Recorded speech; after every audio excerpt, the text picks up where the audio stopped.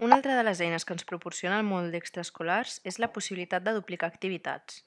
Haurem d'anar a l'activitat, per exemple, balenes, i en aquesta icona on diu duplicar, clicarem i ens apareixerà aquesta pantalla. Des d'aquí modificarem el nom d'aquesta activitat, la descripció, el número de places si cal, monitors, etc. I des d'aquí podrem duplicar els preus i els horaris i guardarem.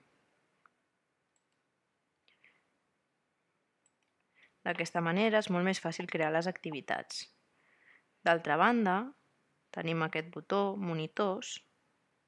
Aquesta pantalla és un accés directe per poder modificar els monitors. Podem treure o afegir-ne. D'aquesta manera no hauríem d'anar a la pantalla de modificar l'activitat per canviar aquests camps. I guardarem. Si tornem a natació, aquí ens sortiran els nostres nous monitors.